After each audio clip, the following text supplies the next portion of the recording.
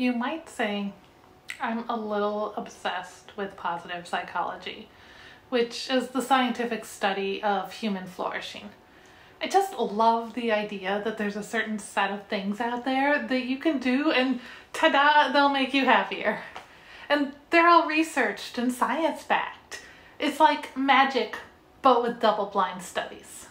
Hi, I'm Jen Tatro, and this is From Jen.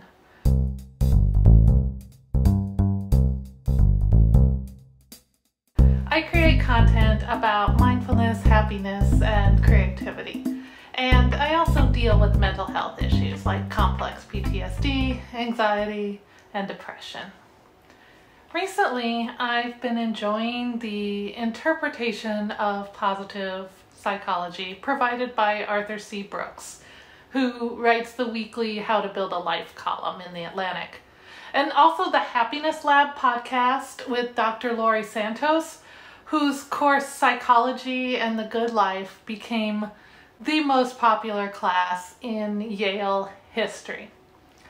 And add to those countless books on mindfulness, habit building, and the sociology of happiness, and you have me here taking in an endless stream of information that will supposedly make my life better.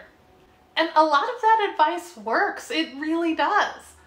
But what I'm learning is that once you take it all in, once you find reputable sources and you start trying out all the strategies and really start implementing what you hope will be positive change in your life, you still have to tailor the advice to your own experience. And that goes double if you're working through unresolved trauma at the same time. I want to talk about two specific happiness tactics that absolutely did not work for me. At least not doing them in the way they were initially presented to me. The first is gratitude lists.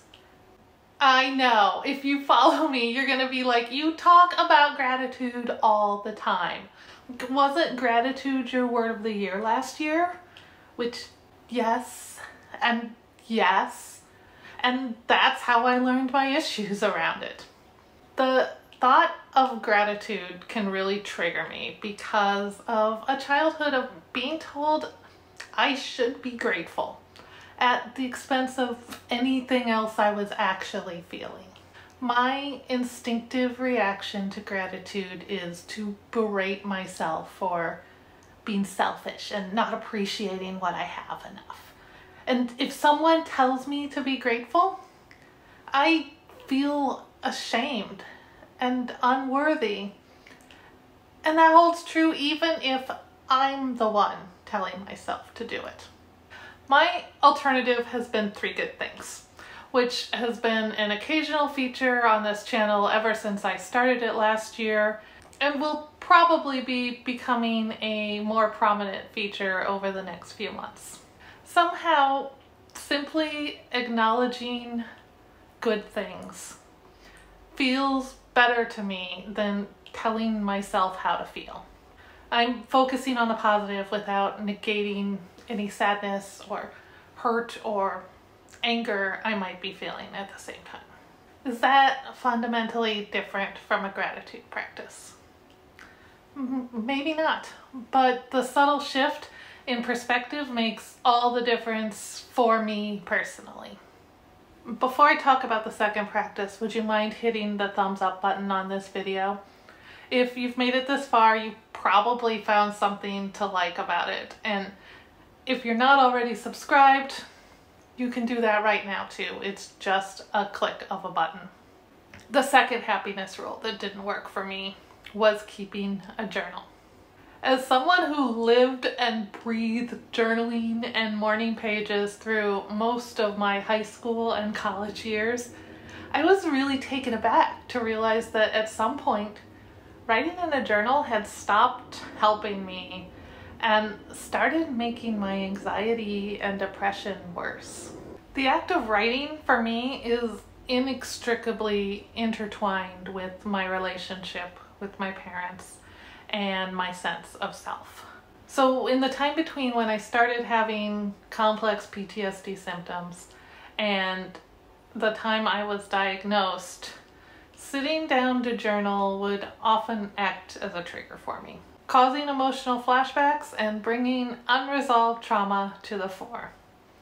And because I didn't realize that's what was happening, I kept right at it, believing that this was a practice that should be making me happier. And maybe if I stopped, then things would be even worse. It took me about 6 months of therapy and a series of baby steps to find a journaling practice that actually did help. And it still isn't sitting down to write several stream of consciousness pages. Even though these two particular pieces of advice didn't work the way I expected, several others have changed the way I live my life. The 3 pillars of movement, meditation, and meaning have reshaped my days completely and allowed me to begin along the path to healing and happiness. But perhaps those are topics for another video. If you want to hear more about that, let me know in the comments. And until next time, I am wishing you love and joy and all those good things.